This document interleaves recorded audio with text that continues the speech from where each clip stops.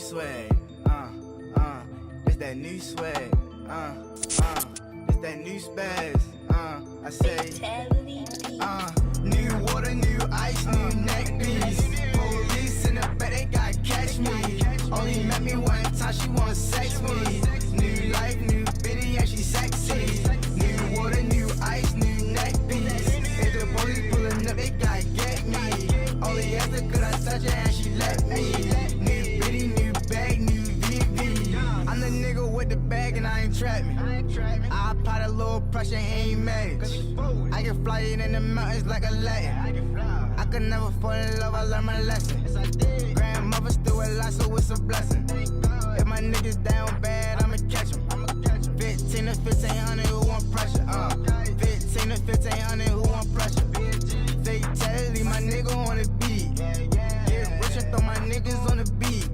street cred and I'm good on IG, touchdown, all these niggas hate me, niggas mad cause that girlfriend's like me, all day and I'm Hugo Boss sing, well known, you can Google my name, same click, all that best I won't change.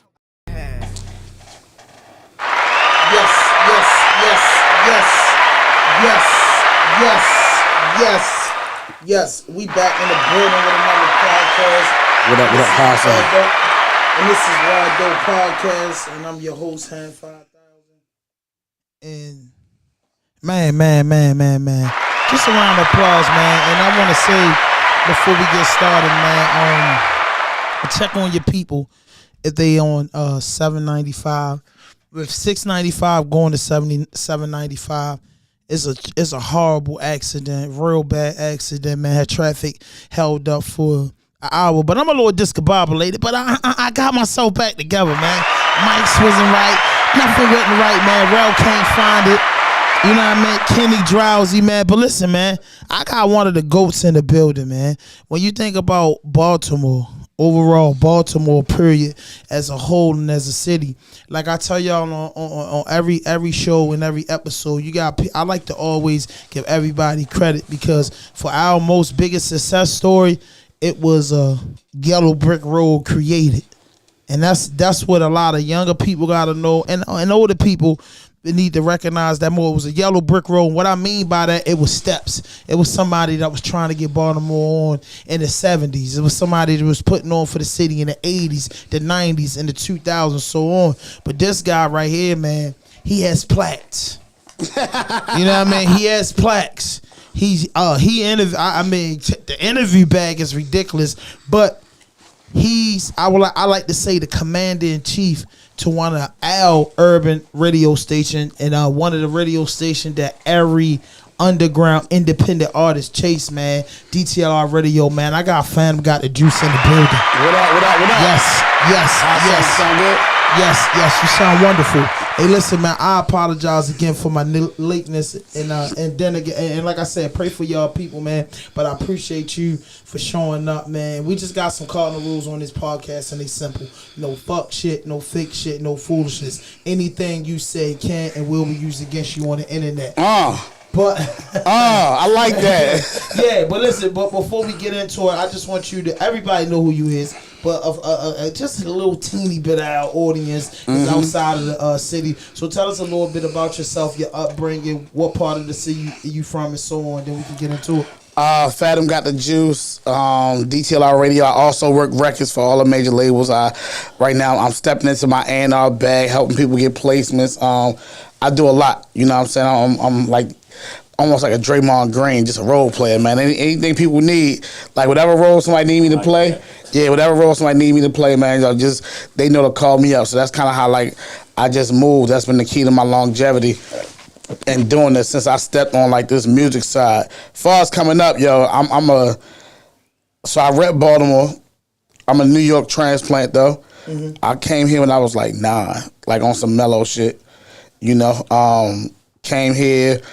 Was living behind the plaza. What borough you was in? Harlem. I'm Manhattan, Harlem. Yeah, uptown. All my family up there. 153rd, St. Nick. Don't do it. He think he from Harlem. Fadam, why would you do that? This man think he from Harlem. He'll get in an argument. Oh my God, I get the same. Listen, I get the same thing from my friends and my homies sometimes about the whole, being from New York. You know what I mean? Because for a long time I was holding on to it. I'm still a Knicks fan. I'm still a Yankee fan. I'm still a Giant fan. Die hard. New York Rangers fan. Listen, if it's anything, my New York sports, because that's what I grew up on. You know what I'm saying? But Baltimore has definitely been home. Baltimore been good to me. Can't complain. I stepped away for when I was about 22, when it was just like I was throwing parties.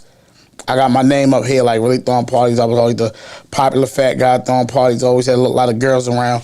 I dipped and I went to D.C. I was like, man, I wasn't like super hood, super street. And then it was like I wasn't bougie on the college, with all the college preppy people. So I said, let me go to D.C. and find just more normal people. Because I wasn't really into the club music. So let me go to D.C. And I went to D.C., and I was down there throwing parties with the homies for a while, and I was like, all right. I was there for about 7 to 8 years. And I brought it on back home, man. I was just like, you know what, I'm going to come back to Baltimore. And it's been nothing but love. I float between both cities, though.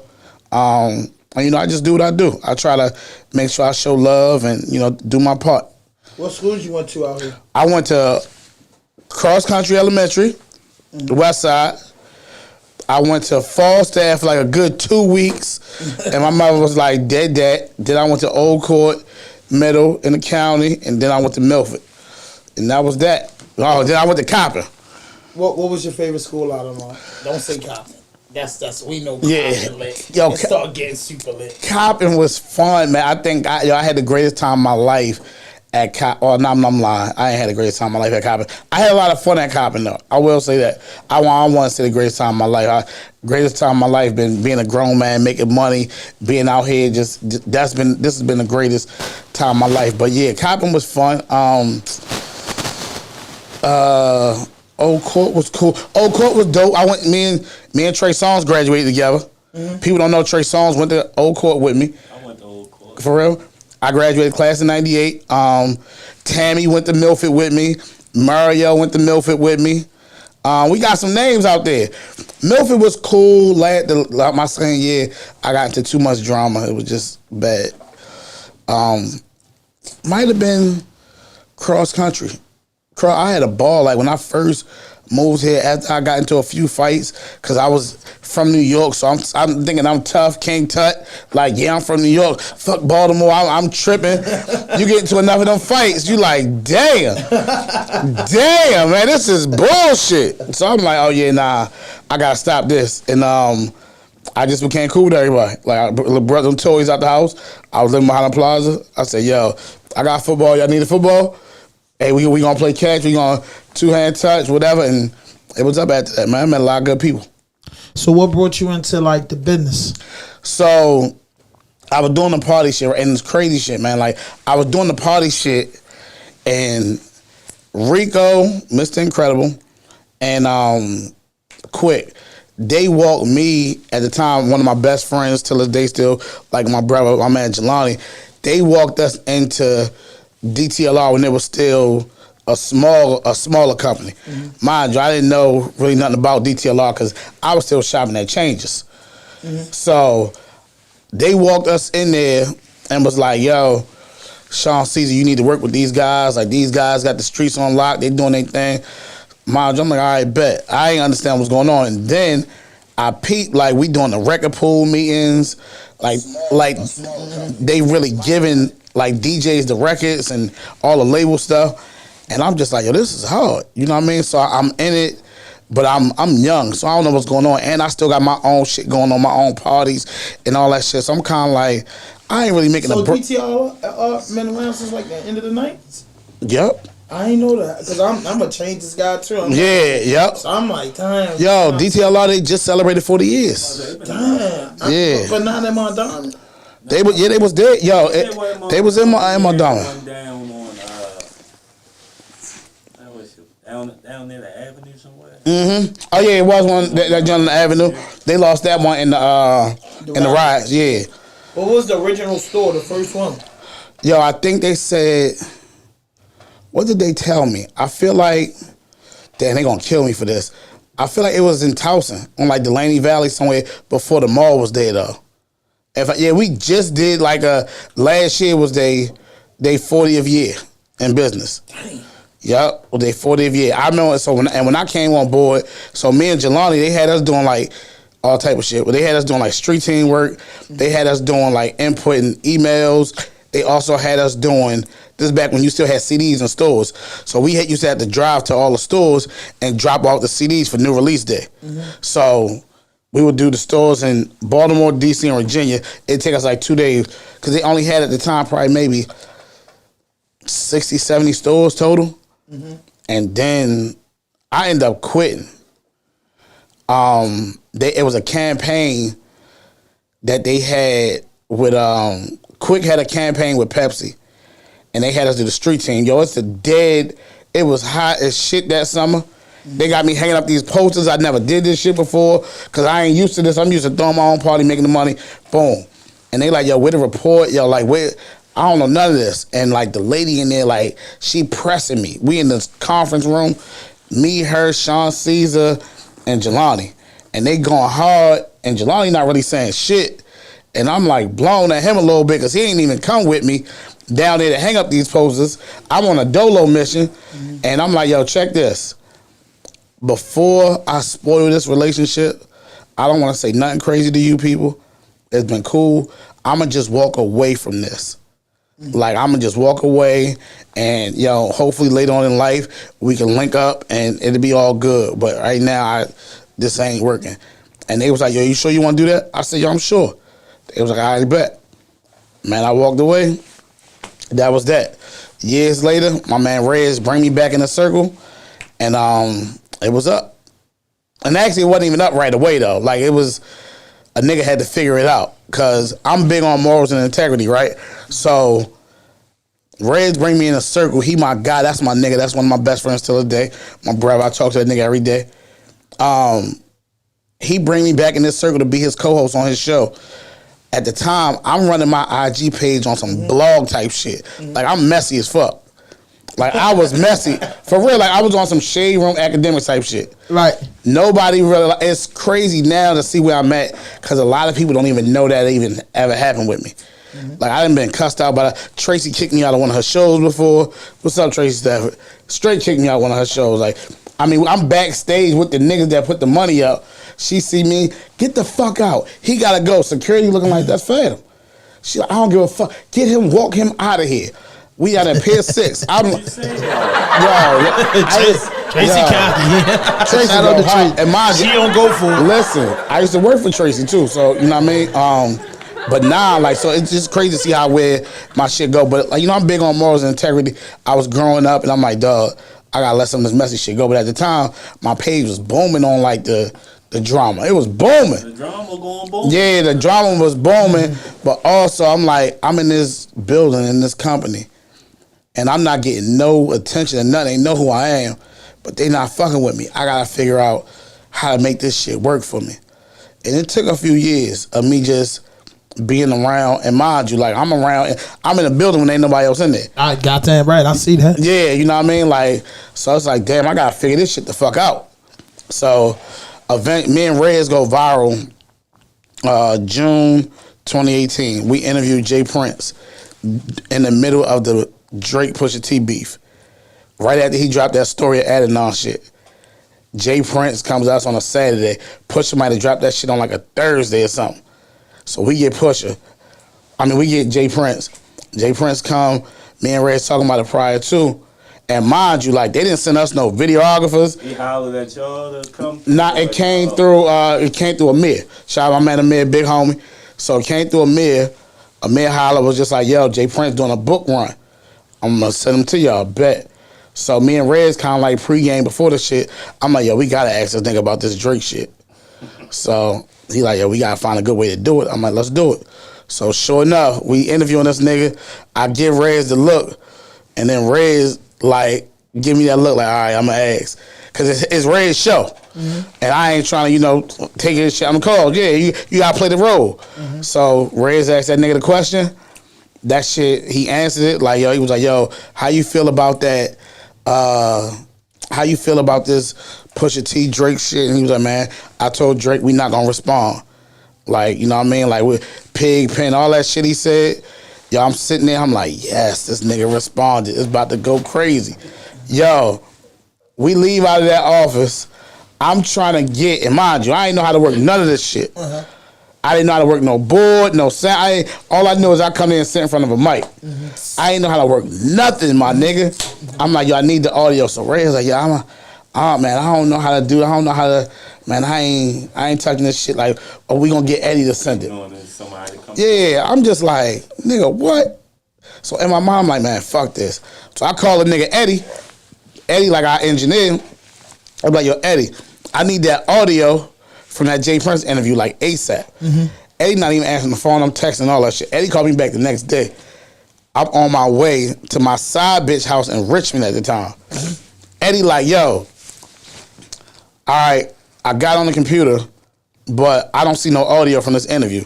So Rez hadn't recorded this shit. I was like, been through that. No. I've been through that. I was like, no.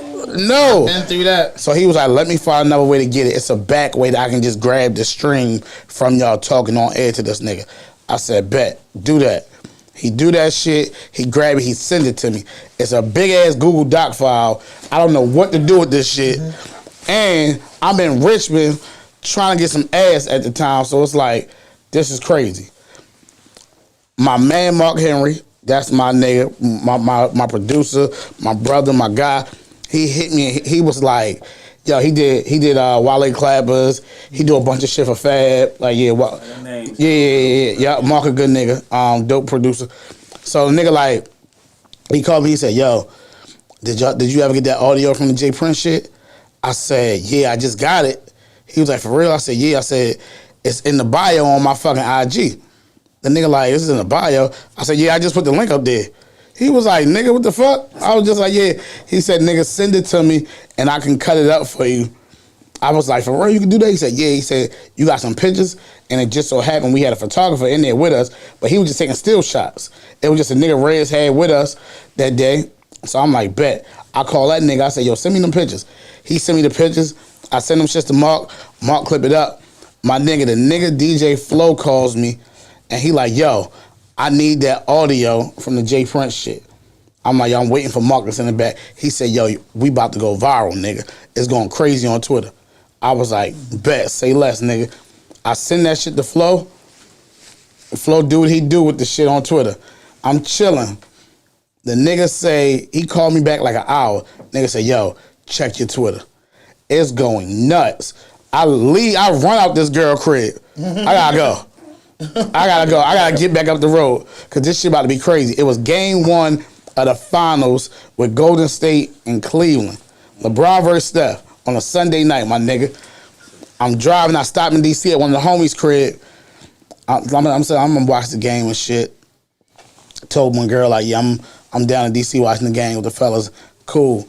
My cousin called. She like, yo, you big TMZ now. I said, what? She said, yeah, that shit on TMZ. I said, you fucking lying.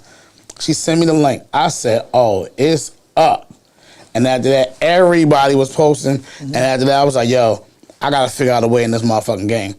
Because it felt great to go viral, but I wasn't making no money off this shit. So I was like, man, I got to figure out a way in this game at this point. You know, and after that, it was just a thing of just figuring that shit out.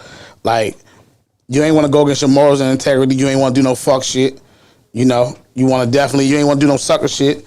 You want to be real with the people. You want to be real with yourself. Because at the end of the day, dog, like, yo, you really got to be able to look yourself in the mirror at night before you go to sleep and be like, yo, I did shit the right way. I can't, for those of you that's watching, right? I felt, yo, Ham hated me on the low. I didn't. No, we gonna get that out there. No, I didn't. No, I didn't, man. This how we tie the flag. No, I didn't. I'm gonna keep it real. I know you 100. I know you 100. So real shit though, right? So like, the way I was in, what you call it? So I already had Ham on my radar and shit. Every time Ham has ever hit me, I respond. Like, I'm not a Hollywood ass nigga at all, right? So fucking I'm in fucking LA for Grammys last year and this year, my bad. And motherfuckers start sending me this fucking live. I'm like, what the fuck is going on? So I was seeing them, and they like, so I get on the live. I'm like, yo, what was said? Because the way they send this shit to me, I'm like, yo, I'm just here for clarity because I'm not a beef nigga. Right. I'm a nigga like, yo, I just need to know what the issue is so I can clear the shit up. Black started all that. Yeah, he ducked that rack. Black started that. What it was we was talking about hip hop, and they said the judges. So I said, oh man, nobody that was judges was more qualified than me to talk about underground hip hop. That's how I feel. Family can feel like that. Jake can feel like that. Tracy, everybody can feel like that. I just feel like nobody that was on the panel was. And then Black went crazy. Oh no way, Jose, and this and that. Then Bella got on it. Then Savage got on it, and then it went crazy. That makes better sense now. I never knew where it started that's how from. It started. Black said, "Oh no, wait a minute." You know, I never knew where it started from. I never knew. I got on and I'm just like, "Yo, what is going on?" And mind you, I'm moving around out there, so I kept getting on the live and getting off, and I'm missing shit. We was on that shit for hours. They was on that shit for hours. I'm like, dog, and mind you, I'm like, pull me up, and I couldn't get up. I was telling Black like, bro, you gotta call people because you turned out like I'ma say barbershop conversation into the back block. Now anybody coming out their house, it looks like it's more than what it is. And you kinda like had a situation with Bella and Tracy. It kinda like oh no, that wasn't what it was saying. Black, you gotta clean that up. Black. That you Bella made it seem like everybody was in here doing no shit from Baltimore, bro. These people, you know what I mean, got a step ahead. Ain't nobody trying to cause no unnecessary madness. And Bella my baby, so like, and when I say my baby, like I really got a soft spot for Shorty. I think she dope. I really wish, like, I know she just came home, so hopefully, like, I ain't been able to sit in front of her yet and really talk to her, but I do want to try like to really help her like get her shit together. On the music side, because I like Shorty got talent and I like her and she got good energy, especially where she's from. Mm-hmm. Like she could have responded way different than Tracy when that shit originally happened. Mm-hmm. I talked to Bella the next day after that shit happened because she put a post up. Because I'm waiting on these posts to see like the footage. Mm-hmm. So I'm like down there stalking her page that day like, oh man, I can't wait to see how this shit look for her. And she put up this long post about how she didn't perform and she wasn't tripping. Like she was a little disappointed, but it's all good. And I'm just like, how Bella got messed up in it. With Black messed it up. She said that Black, I didn't perform when there was a lot of people there. And she was like, "Yo, we we understand if Tracy booking these artists 50, 100, 200,000, she gotta get her fucking money. We not talking about that. We talking about." She was saying, "Black, when you called me in the show, I said, Black, it was only 20 people out there, and they all my people for real. Hold up before they come on. Let me get a chance to have a crowd there so they can hear me." And then she was like, when Baby came, they rushed them all off the stage, and that's what it was about. Like, how can somebody come in our town and we rushed out the stage and rushed back door? You want the opening acts that's working hard for their shit, and most of the time paying to get on these shows if they didn't want a competition. Don't perform when nobody did. The purpose of performing is to performing in the crowd. To perform Black in front of a took crowd. the narrative. That's my brother. I'm not that no shade, but he took the narrative and did the little Black thing. You know him. Yeah. And just like Tracy said, she know him in Black. No, he'll see this. He'll be here next Tuesday, and he know. And that's what happened. And then it just. No, that little ghetto viral moment happened. I was like, yo, this nigga crazy. And that's exactly what happened, bro. It wasn't nothing like that. And everybody, like, you feel like when it comes to when you in your A&R bag and do it, you don't see no other A&Rs. You see FADAM trying to get the job done. Yeah, real shit. Admire it, and you see people, when you focus, it's impossible to be focused and you watching somebody. They don't work like that. You know what I'm saying? So it wasn't nothing like that at all, man. Yeah, like, nah. So that whole shit and but you did rock like I got plaques. You kept saying I got plaques. Because mind you, because like they on the live going in, and it's just like I said what I said. I'm just like, damn. So I'm kind of getting my feelings a little bit Like, damn, this nigga saying, like, what the fuck? I'm like, dog, how am I in this conversation? Yo, because it was fucked up. You know what I mean? Like, I'm like, yo, I'm in Cali, Grammy weekend. I just been moving around. Like, what the? Like, I was actually on my way to the Interscope studio in Santa Monica. Shout out to my nigga Slim. Like, yo, I'm out there, like, working. You know what I'm saying? Like, yeah, I'm putting on. I'm sitting here like, what the fuck? I'm like, dog, I got plaques. And the first plaque I got was courtesy of Baltimore City, Shorty Obituary record. Because I was there from day one of that shit. Like, I was around that D1 shit when all that shit was going on. Mind you, I wasn't... He recorded in Above Ground Studio with Nate. Yeah, Nate you know what I'm saying? Too. So, like, I was there from day one with a lot of that shit. And mind you, nigga, Omar never broke me off. Now, Omar he's still my man to this day. Like, we not tight, but we cool. But that nigga was cutting checks with everybody. But, like, I was the nigga, like, really, like, out in the street, really pushing. Because the nigga that was, like, really behind, like, the mad machine behind that D1 shit was my man Rab. And Rab was, like, one of my best friends. You know what I'm saying? Like, that nigga is a fucking genius. He got the studio compound joint, too. Yeah, Park Heights. Yeah. So, that nigga, like, really kept me close to that whole... When Take Cobain and Bankrolls first popped off, I'm outside with that nigga, like, we outside every night, taking Tate to these clubs with the sign. He did the Roddy interview when he first signed the Def Jam. I thought that was dope. All that shit, you know what I'm saying? So, I basically, like, always just play my part, my role, my nigga. So, like, when shit happened, it's like, yo, what? You know what I mean? So, I'm like, that day on that live, I'm like, how the fuck? Like, I've done my part. You know, I've done my part, and I'm still doing my part. And I'm not a hard nigga to find. I'm not on no Hollywood shit. I don't even brag and beat my chest like that just because my nigga, like, the shit I'm trying to get to is like the big level. So I feel like, man, if I start grabbing my dick and beating my chest, I feel like God gonna take all this shit away from me. Like, God gonna humble me, and then it's like, nigga, now you ain't got shit. Fuck you. And I'm gonna feel stupid. And now niggas gonna be like, nigga, you was popping all that shit. Some niggas, it worked for them. Some niggas are allowed to pop they shit and really beat they chest. Like, yo, Flo, my nigga. That nigga Flo gonna beat his chest every chance he get. Like, Flo tell me all the time, nigga, you don't talk your shit enough. And I'm like, yo, my nigga, that's just not what I'm on.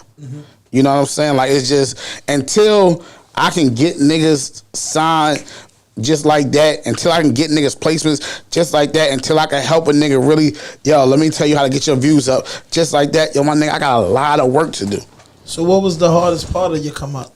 Trying to find a decent way to build these relationships without asking for shit. You know what I'm saying? Actually, that part wasn't hard. Trying to show niggas that, like, yo, I'm actually genuine. I ain't on no fuck shit. You know what I'm saying? Like, how I built a lot of my relationships. I had two mentors, right? You had Clint Saunders, who's Meek booking agent. He's also he got a company called MIH, so he do all like the college homecoming concerts and all that shit. Then you had Wilt Wallace, who's the VP of radio over at Columbia. He was at Warner at the time. And I really just learned a lot from them two guys. And then, like, you still had Reds, you had Sean Caesar, like, you had niggas I still talk to on a daily basis. But them niggas, like, really, them niggas taught me a lot, but them other two guys really taught me a lot of shit too. So it was a thing of, like, really trying to, man, not revert back. The hardest shit probably was not to do no clout shit. Not to just ass all out for the clout. You know what I'm saying? Like, I could have easily just went back to the messy shit. You know what I mean? Like, I remember 2019 being at Dell State. September 22nd, 2019, being at Dell State. We had a show. Clint had a show. Dell State Homecoming. The Baby and Megan Thee Stallion was the headliners. The Baby showed up with Danny Lay, which is he ended up having the baby by, but nobody knew they was fucking at the time. So she there, and I'm like, oh shit, that's Danny Lay. And my first instinct was, hey, yo, pull your phone out, record that shit, post it. Yo, Danny Lay and the Baby fucking. They was at Dell State. But I felt like, yo, if I do that, Clint gonna look at me like, yo, my nigga, I got you around not to do shit like that. You know what I mean? So that was probably the hardest part, to just stay away from just trying to run. Not look out for yourself. Yeah, you like not be selfish. Like, man, I'm in the room, I'm in the building. I gotta do what I gotta do, Clint. Yeah. Take it how you want to do. What would you do if you was me? Yep. And that's the humble thought. That's the humble process. So I gotta ask you, because you're a hip hop guy, and I usually ask this later on the show, but I got it, and I know you gonna come clean cut straight with it. Give me your Baltimore top 10. Baltimore top 10? Yeah. Let's do Roddy of all time. I mean, did you get 10? You're 10. Nobody, no My 10. impotent. How you feel? Tech Roddy, Shorty, Tate, Chaz. Tech Roddy, Shorty, Tate, Chaz. Man.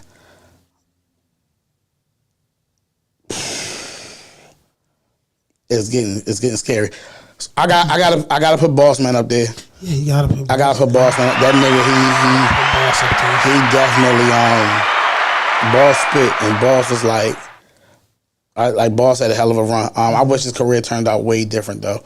But shout out to Boss, he's still out here doing his thing. I liked Mully a lot back in the day. Mully had some shit. SGE Cash, I love that kid. He's fucking phenomenal. TMC the Don. Yes. I'm gonna have to go. Oh fuck, I fucked up. You gotta put YGT in. I mean, you gotta put YGT in there. All right, so Cash might have to come off for a second. You gotta put YGT on there. I gotta put Jake on there. I gotta put my nigga Tony next to Blow. Tony was my. I don't know how Tony slowed down. I told him that in the last interview, probably like, what was that, episode 315? I said, bro, how? I don't know what. He said he had kids. I mean, yeah, He had twins. He had said twins. just like, you know, I mean, he a pretty smart guy, so I think he was more focused on his family. And that's just what I he was said. in the studio with him when they did different shit. Yeah, I was in the studio, and I remember telling Jada, like, yo, Jada, this is it. Like, this shit right here. Kiss? His manager, Jada. Okay. I was like, yo, this is it. And I remember they was at the studio on Woodlawn, the one that they say test shit. I'm like, dog, this is it. Like, this is the one, my nigga. Like, this is it. Like, this shit hard. And I remember pressing them niggas like, yo, okay. Oh, shit, that's hard. Then that's hard. I remember pressing them niggas like, yo, send me that shit. Send me that shit. Send me that shit. And them they like, Jada wasn't sending. He like, yo, I gotta get it mixed. I gotta clean it. I'm like, dog, send me. Like, this shit is hard, my nigga. So when they finally got the moving, I was so happy for them niggas. And the crazy shit is, I fuck with Tony so much. I remember telling Jada, like, dog, like, whatever you need, I got you, right? I come to the studio. It was either that time or another time after that. And the nigga, it's a nigga that be with them that's in their crew. He might rap now. It's not Jake. Jawan. That's not what he go by. But that nigga said to me, he was like, yo, so what you doing here? So I was like, what? So he like, what you doing here? And I was like, nigga, he was like, nah, what I'm saying is like, see, we like, these my friends, this is all I got. He was like, so like when niggas come around, I'm looking like, yo, what they want? You know what I'm saying? Like what they trying to do, like, cause this all I got. So I was offended, damn near. I'm like, damn nigga, like what the fuck? Like a nigga asked me to be here. Like I don't have to be here, my nigga. Like, and I'm trying to help y'all. And it's something that you can't provide. What's gonna be needed to get niggas to this next level. And I felt so disrespected in that moment. I stopped even talking to them niggas. Like, I would still answer every text that Jada sent me, but I was like, I can't fuck with it like that, because it's like, yo, my nigga, I'm not here to go back and forth with niggas in your entourage. Like, I'm here to really try to help get your shit to the next level. Nigga, that record he got with Don Q, man, I might listen to that shit 1,000 times. That street still shit, Yeah, that shit. they blacked on that shit. They blacked on that shit. I fuck with Tony. Like, Tony had it. and then like life caught up. It happens. The good thing is Tony kind of young. Yeah, all of them young. Yeah, all of them young. They that 35 and under crowd, and they have a catalog, and that's what I explain to guys like that. I say, you know, even with Sosa, I say you might have took a couple hits, but you have a paper trail, meaning that you ain't just coming out of jail or just stop rapping and coming back out. You took a little break, and you got to look at yourself like you mainstream. Where's Sosa? YBG. Okay, me and Reyes was just talking about him earlier. Yeah, YBG. He be home. He be shout out to him. He be home this year. You know what I mean? This year, I definitely liked that kid. Like him and Izzy was doing a lot of shit together. Yeah, exactly. Yeah, and that's when I was like, I really got hip to him. And then Brown was his manager. Yeah. Yeah, and I was like, oh, shorty hard. Yeah, he was definitely hard. So I'm like, yo, when you got a paper trail and you put out 4 or 5 projects and multiple videos and a couple vlogs and you take a break, it's never good to take a break because you ain't gonna get on it to taking a break. You know what I'm saying? So, but when you put out a couple projects, it's never your people. You know how you ain't posting a while, you catch 2,000-3,000 views. That's because people always cotton your page and always looking and always trying to figure it out for you. So that's how I feel now. I feel like he had a catalog. Just dropped the joint Lottery. You gotta check that out. Lottery. Yeah, that shit hard to ticket. I mean, a Tone Next to Blow, and that shit hard as a motherfucker from down all the features. So that must be. So Jada keep hitting me about some shit, and I told this nigga like he like, yo, I need you, fat. I'm like, yo, my nigga, call me. Just call. Like I'm on the run. I'm on the move. Like my nigga, just call me. Like we gonna talk or just pull up. I always tell niggas, yo, if you really want to catch me and get my undivided attention, my nigga, pull up the DTLR, come to the studio, and we just sit down and then rap. Like that's not. I'm doing my show in between the breaks. My nigga, we talking. But I did have one bone with you though. What I do? Us fat niggas supposed to stick together. We are though. No, when you see a fat nigga out there and we you are, watching though. it for the fall, the Money Jake sticks together. No, I'm saying Money Jake right next to Gil. This 100%. For one, he got on Jay Hill's show. And at the end of the show, he said, Jay Hill is one person I want you to work with. And he said, who? He said, RAWDOPE podcast. Jay Hill, that's my man. Woo. Then he got right to Gil. We at the YouTube. I don't know, why weren't you there? The YouTube avenues. I was there. Oh, yeah. All right. Bet. I was you left. You left. All right. Yeah, Because I didn't get to see. So we at the avenue. He with Gil. They rapping, laughing, joking. And he said, Gil, it's my man, Ham, you know what I mean? #1 podcast. I say, that's right, Josh. We got to sit together. It's hard out here. Got to. It's hard out here. You want to know who extra stamp you to me, though? Fucking my man E-Class. Yeah, my man, out of DC. Out of DC. That's my nigga. You know how we become friends? Y'all was locked up together. Exactly. That nigga was just like friend. That nigga. He was just in the studio. He just dropped this project, and we was in there, and he was like, "Man, you gotta fuck with Ham."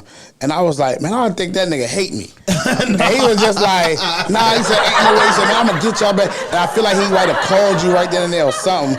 And I don't know if you answered the phone or not. He was like, "Y'all fuck with Ham." He said, "Yo, y'all gotta get together." Y'all. I was just like, "Yeah." I said, "Dog." I said, "Whenever he hit me, I respond." Yeah, I was like, "But I promise you, I think that nigga hates me." No, man, it wasn't nothing like that from the bottom of my heart. You know, that's why I wanted you to come on to give you your flowers. I respect what you do. And, you know, from you guys that I watch, we started in 2018. And guys that I paid attention to, and I tell JL, because he's like, bro, you got way more podcasts than me. But I said, nah, bro, when you broke that freestyle with Tech, bro, I seen you A-Boogie with the hoodie. I seen you represent DTRL. Like, I don't care if niggas was making 50 cents. I'm trying to get in this business, so I'm looking at the game, and I'm like, you know what? Like you said, I ain't about to reach out first. Let me work first. Let us get 100 episodes in before we start reaching out, so dudes can be like, oh, y'all really doing what y'all gotta do. And no, that's all it was. It wasn't nothing like that. I watched that J Hill shit. Like when I say I watched it, like I remember I got in the building before him, but they brought him in the building, and I watched that nigga fight for everything. He a beast. Yeah, I watched that nigga fight for everything else. Like halftime, I thought nigga was crazy, and the crazy shit to me was I'm in there trying to get anything right, and J Hill going crazy, and he's still walking around the building pouting and mad. And I'm like, nigga, what the fuck is you mad for, nigga? You on fire? Yeah. But it was just like you had to understand, like, yo, I'm fighting harder than I should be when I got the hottest shit. And the other niggas here don't have the hot shit I got, and they getting the love. This shit don't even make sense. And it's like, I understand exactly where he coming from. You know what I mean? That's my fear, like trying to apply or tap in with that market, because my biggest thing is, I want somebody just to believe in my character, and that's why I built my catalog over, almost 400 interviews, so people could really study me, because I'm one of these people, and you in this business, us guys, especially fat guys, I like to stand behind my word. If I tell you y'all getting in for free and it's going to be a table and bottles, whatever I'm doing with promoters, man, please honor your word, because I hurt without my word. So I said, I don't want to be in position working radio or working somebody else's platform, and then they be like, oh, yo, you can't deal with this person, you can't deal with that person, and then I'm talking this blabber, and then I can't back it up. And then I'm like, I'm an outspoken person, meaning that, like, I want to break records. You get what I'm saying? That's why our show is built off hip-hop. Like, I want to break records that y'all might don't even like.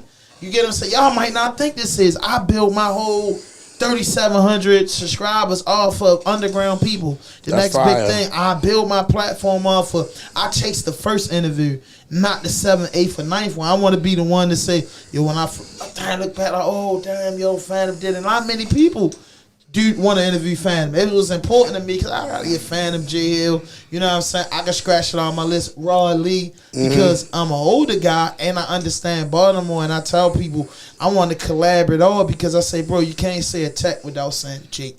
You can't say a Jake without saying Boss Man. You can't say Boss Man without saying Caddy the Don. You can't say Caddy the Don without saying Julio Shalom, Lano, J Love. It's a lot of niggas that worked up for, y'all artists to be there. And then one of the biggest artists to me, and I'm going to ask you this about greatness, one of the biggest artists to me that I think that be getting shortchanged, and I really thinking you got the word, bro. Tate posed that brought Tim out.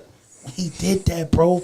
Nobody. Tim Tree, to me, is the god of hip-hop, because Tim Tree was the first dude from the ghetto to be banging on the radio and really have a song that everybody appreciated. At one point, that was just the sound. And when I had him on, I said, Trees, you know what I'm saying? I want you out more. But at the end of the day, I feel like when he did that, I'm like, yo, it would have been so awesome on a remix to hear Trees, to let just to let Trees eat. Because back then when they did Bankroll, it wasn't the internet, it wasn't this, they was viral. Yeah, real shit. Like my dream is to hear Cisco on Bomb. You gotta put that together. So I'm gonna tell you the wildest shit in the world. So you probably already said. So what made you just say that? Because they was the two songs that I know, because I know how you connect it. And you know what I mean? They the two things I feel like Take and Tech. So two things. That's important. One, I definitely gotta add you to my my email blast shit. We just did a Zoom with Tech 2 days ago. We did a Zoom with him. He came in the studio, and then we had all the DJs up there, all that type shit. What's it called? EA or something? Huh? He put it on his page. It was it was the yellow flyer. It's an EA. What's it called? What y'all call it? We called it exclusive listening party. What you call it? It's a new slick word. It was something, right? So we were sitting there talking, and I said to him, so somebody asked him, like, yo, who you gonna put on the Bomb remix? One of the DJs asked him that, right? On the Zoom. I can't remember who it was. And the nigga was like, I don't know. He was like, man, I was thinking about Sexy Red, but the beat might be too fast for it. I said, nigga, put Cisco on that bitch. Yeah. Like, Cisco on that shit would be crazy. Cause I said, only thing he need is on that. She had done by the truck. Yo, that's like, he just do that punch at the end. It's going. And mind you, we said it on some joke shit, and we kind of laughed. Yeah. But in my mind, I'm thinking like, hey, that makes sense. That Cisco shit might work though. It'll work. It'll work. What you think, Kenny? Go right. Cisco's the biggest nigga ever come out of Baltimore. And on top of that, and like he went diamond. He went diamond. And on top of that, like, dog, you ain't heard Cisco on no new music in a long time. And that would be huge. That would be crazy. That would be crazy. I told Tech that personally. I said, yo, Cisco will be crazy, bro, because that's crazy. We both said the same shit to that nigga. It's that fat nigga shit. Yo, we both said the same shit to that. Yeah, I just said that shit to him on Tuesday. I said, man, that's because it makes sense. I'm just thinking about Thong That's Song the record. hard. That I ain't gonna lie. Like, I told them after I was talking to his management / his team after the shit Tuesday, and I said to them, like, dog, y'all should have worked Bomb outside of this area. You know what I'm saying? Like, so I work records. And I know what it take to really get legs on a record outside your city. It take a lot of work, But I'm like, dog, Bomb would resonate outside. Somebody on the team felt like it was more of a regional record. I was like, dog, because y'all ain't tried nowhere else.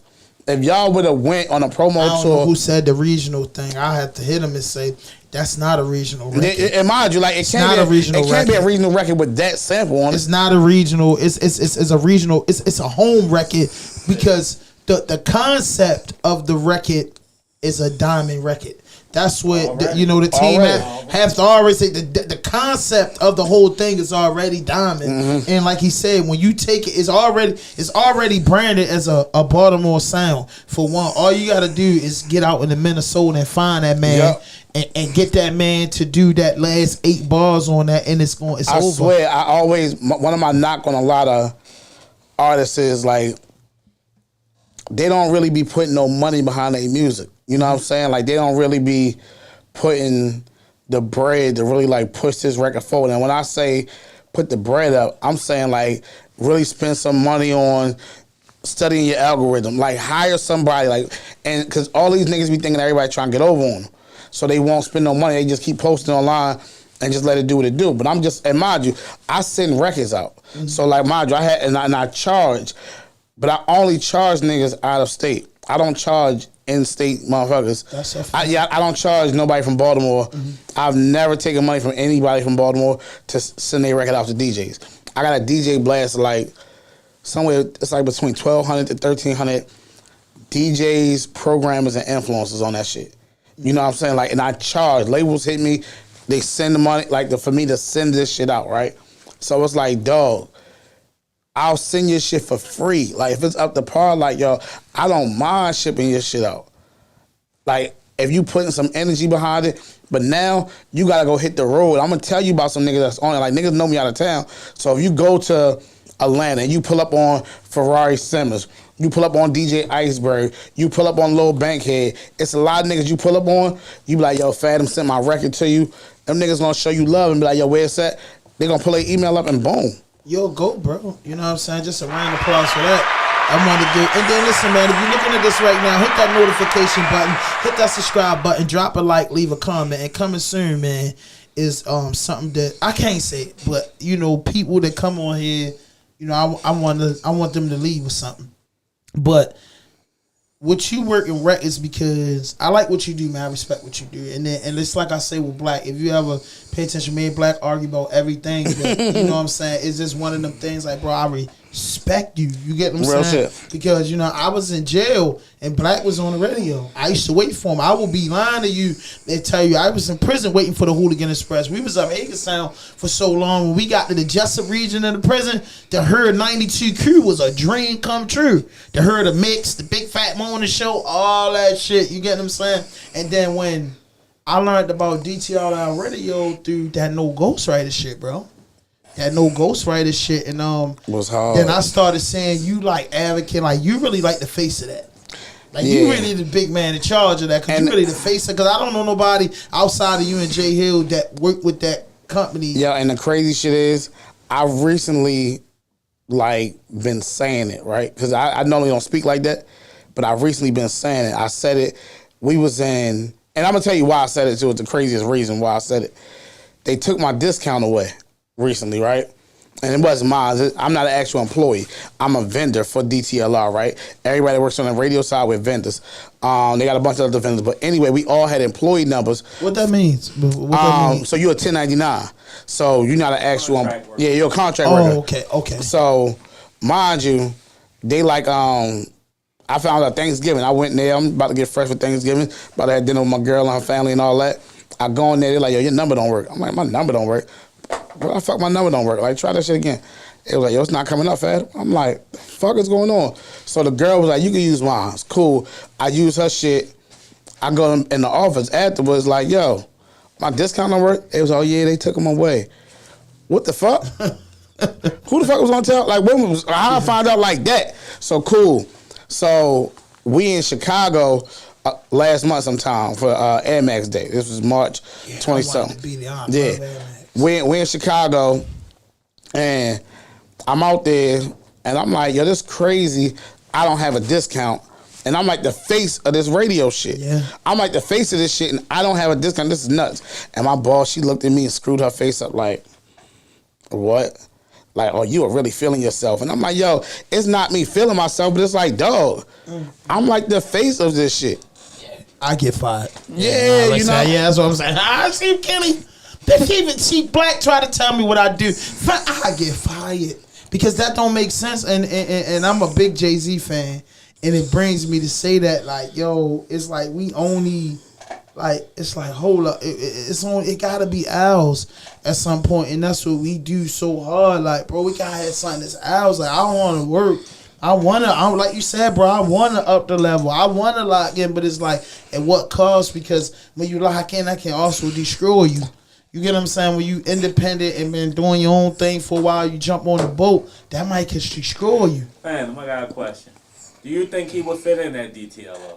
Do you think he could be part of that shit? Way too raw. Like you said, like, yo, he would get fired. I ain't gonna hold you, right? One of my, so the person that brought me in, Reds, he's no longer there. He's no longer over there, right? Reds.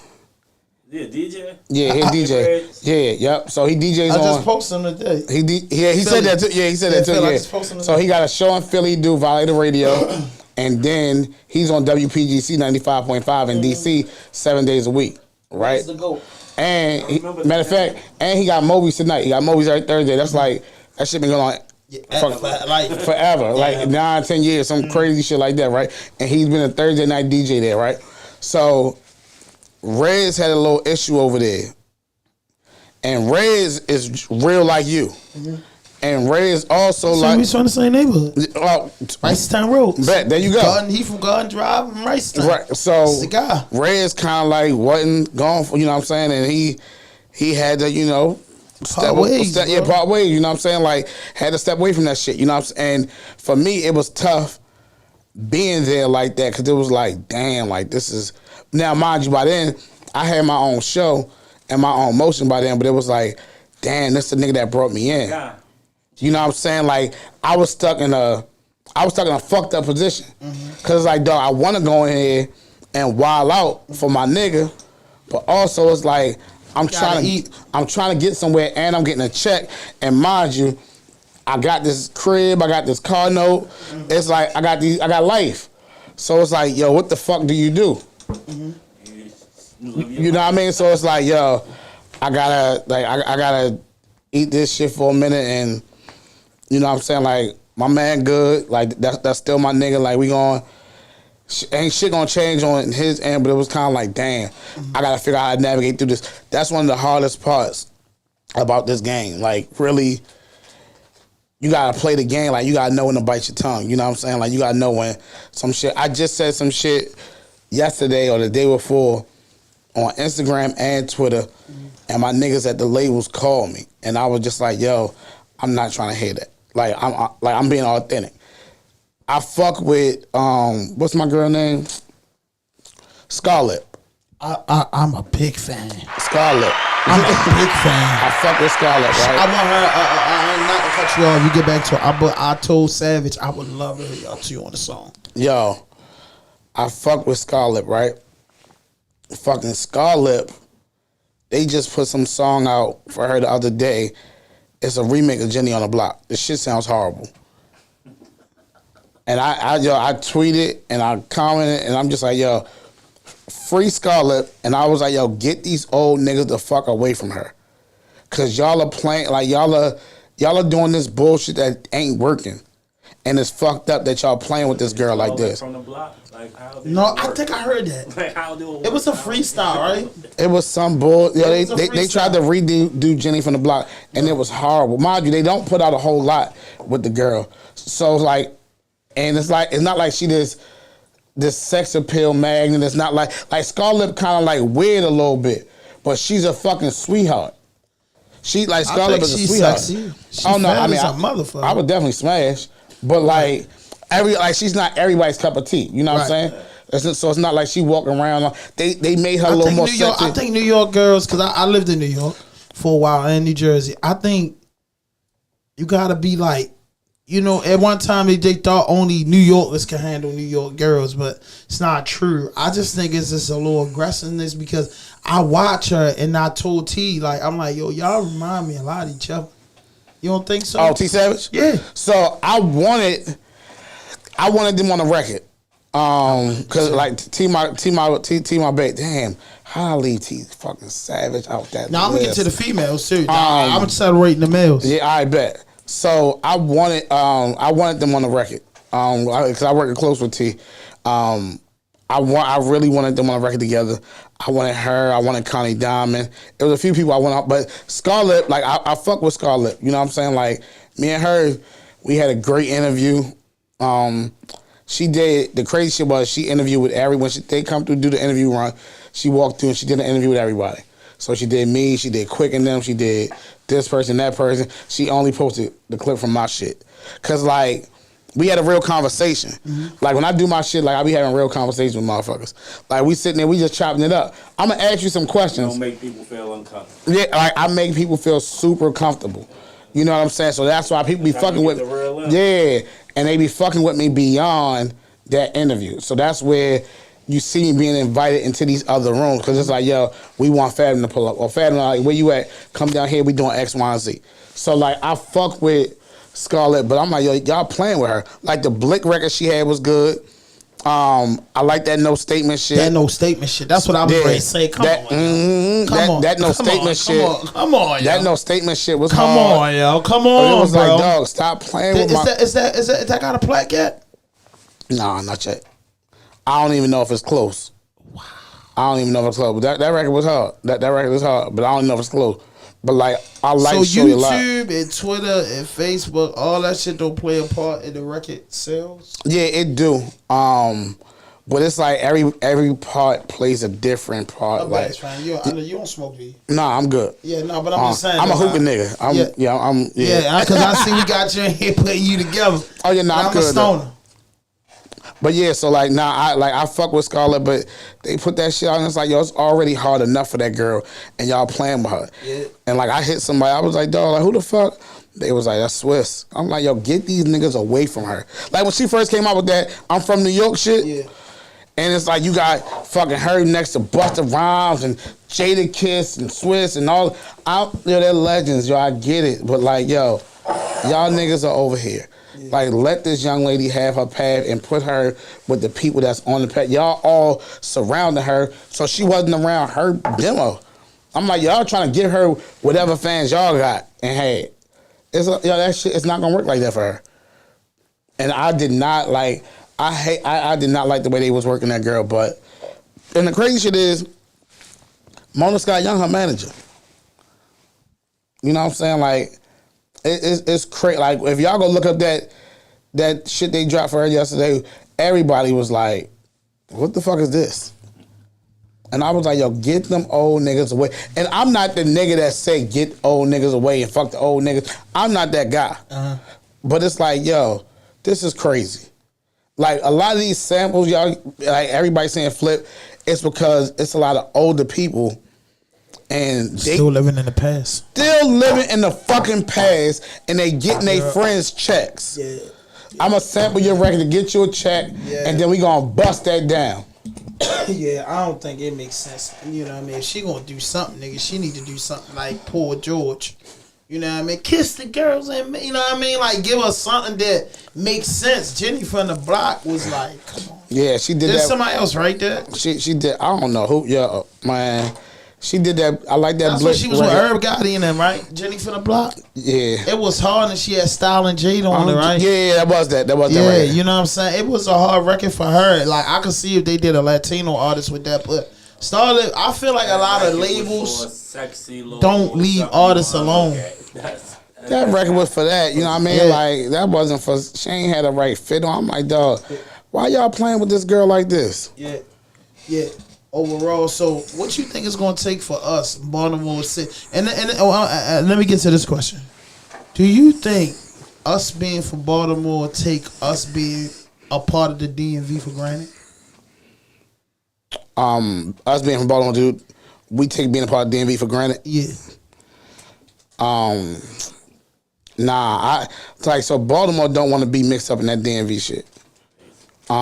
They really don't, and I can respect it because it's a whole different world. It's a different vibe. These girls was going at me on Twitter last week about this, or 2 weeks ago. Baltimore has better artists to me, better food. Like, I'm a fat nigga, so the food is better in Baltimore. The music is better in Baltimore. There's a few things Baltimore got to up on. Now, D.C., they got the ambiance, they got the vibes and all that shit. They got the Maryland got it's a Montgomery County, PG County. Like it's some shit out there. But I don't think we take. I think Baltimore just Baltimore's Baltimore. They like, yo, we know we don't fit in down there. That's that. But at the end of the day, I know when I move around, I do have to say, yeah, I say Baltimore DMV. Like, I think. To give you my honest take on that, I think that's where like a lot of artists on the come up is getting shorthanded at, because when you think about it, we go off our states, not our city. You know what I mean? Point blank, it's the state of New York. It's y'all city. Y'all fortunate to go New York, New York. A lot of people just think y'all saying that, but they don't know that's how it goes when you write it on an envelope. New York, New York. You know what I'm saying? Or then you'll put Albany, New York. So because I have to explain to everybody, bro, the DMV is not excluding Baltimore, because you can't put Baltimore out there because it's not the state. DC is alone. And I'm gonna make this point, and you give me your honest opinion. DC is alone, Virginia is alone, and Maryland comes with the biggest place in Maryland, the most knownest place in Maryland is Baltimore. It's the Eastern Shore. You know what I'm saying? It's PG County. It's Hagerstown. It's Frederick. It's Edgewood. It's all of this shit. And the only thing is, we all share the last name. If artists took that serious and handled that business, we might could produce gold records, or at least artists would do 200,000-300,000 right in the DMV, because the DMV is being blocked out as the South. Maryland is the first Southern state in the United States. Virginia got the most biggest producers and artists ever came out there. Who got in Timberland? Who got in Pharrell? Chris Brown, Missy Elliott, Trey Songz. They come from Virginia, DC, Wale, Fat Trail, Baltimore, Maryland. If you want to put it, Cisco. Who the fuck bigger than Cisco, Mario, Drew Hill? Collectively, we can't be called the North, because the North start in Pennsylvania. Philly niggas and Jersey niggas call it the North. Philly is rocking out with Jersey, New York, Connecticut, Boston up there, because that's the North. When it comes to us, the DMV, you want to say the BDMV, we blocked out because they saying the South start in North Carolina. Oh, yeah. So we are by ourselves. You ain't never look at it like that. Everybody around us, but this little place on the map is by ourselves. Nobody respect us. The only way we can get a respect is we got to stop taking each other for granted, because we left alone on this island with Timberland, with Chris Breezy, all from the DMV. And it's crazy because, man, like, as I navigate through this industry, like, it's a bunch of us in the industry. Like, you got Kevin Lyles. Like, Kevin Lyles done been through all of it. And I remember I used to give him hell, like, behind the scenes when I ain't know no better. Because I'm just like, dog, like, what does he... I felt like, yo, what is he doing? Because, like, yo, you from here. But it's like, if you wasn't... I didn't like how he left at Avenues. I did. For real? He came on the Avenue, and Wallow called Money Jake and Tech on stage. It was like, I'm putting y'all right here, Kevin Lyles, this, and that. He shook a number, he said a few words, and he left. And I'm saying Kevin's the big guy. He's the OG. He's the boss. He's the God when you want to look at it in some type of ways. And we tilt our hat to him. Who are we to disrespect our OGs and our elders? But we can feel how we feel. At the end of the day, I'm like, bro, you two Avenues was in your back door. Yeah, and we got to delay some stuff, bro. We got to miss that flight, bro. Or it's good not to show up, because I wanted to meet you. I wanted to ask the question everybody asked, and he said that he got, and don't quote me on this, but he said he got between 20. He said a huge number how many people he put on, and I was like, damn, I ain't know that. From Baltimore? Yes, sir. He said that. He said that he was there. He said he put on, and the number was huge. By the way, the number was huge. The number was past 20. So man, I put YZ people on here because he knew that was what's being said about him because he addressed it quick. But once he addressed it and said what he said, he was out of there. We got more love at YouTube avenues from Wallow personally. I'm not gonna lie to you, and Wayno. I know you know these guys. Wallow took every picture. Wayno stood there and really hung out. You know, Matuma, you know, man, he did what he could do. Lawrence, he did what he did. Lord Tone did what he did. It was a beautiful event. You know, I was in there for. I left right when that altercation happened. When Wallow peoples were trying to get in. Yeah, Carter Vision. Okay. Yeah, when Carter Vision was trying to just bust in. Yeah. And Wallow had to jump off the stage. Yes, and not here, not this money. You ain't ready to do that. I left like right after that. Like I was just like, all right, good. Cause it's like for me, I'm gonna tell you how, like, and this is how I truly feel. And niggas ain't gonna like it. And I just did an interview with the nigga Academics in DC last week. DJ Academics from DC or from the internet from DC.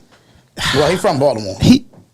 He's that's on the DC radio? He fired me on the job. What?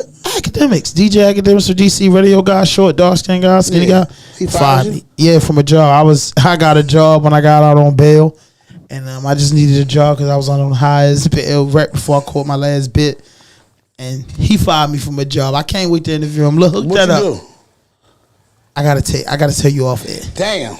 All right. Was it the Capital Food Truck shit? Yep. I was fucked with Capital Meats because the nigga told me about it in jail. I got in there.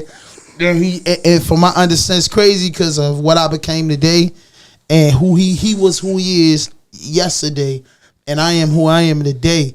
And he fired me, and dudes would hit me after the fact, like, yo, he said he didn't even want to do it, but you came in there, like, I asked him one question. He'll tell you. I asked, boy, you gonna call the police? He said, no, I'm good. You know what I mean? I ain't want to be on this joint anyway, but I'll tell you off cam. That's crazy. I don't have the heart to fire nobody. Like he fired me. Yeah, I've never fired. He fired me. I'm a like real. I had his best employee. Hey, listen, I had his best employee in there like this. So where him at? so real shit. Fucking I still have a day job, right? And I'm a supervisor at my day job. I've been in my day job 11 years. Okay. And a round of applause for that. We got jobs. Y'all, I said y'all favorite. We not stunting. We got jobs. We get our money another way, so don't get the clutching. Listen, you gotta just put all the money together. So like, exactly, if you can get 80,000 over here. You can make 40 right here. You can make 50 right here. Yo, that's a 170 a year right there. You know what I'm saying? And I ain't got no kids. So I got stepson, but I don't have. And me, I break up the deal tomorrow. Hey, you can't do that.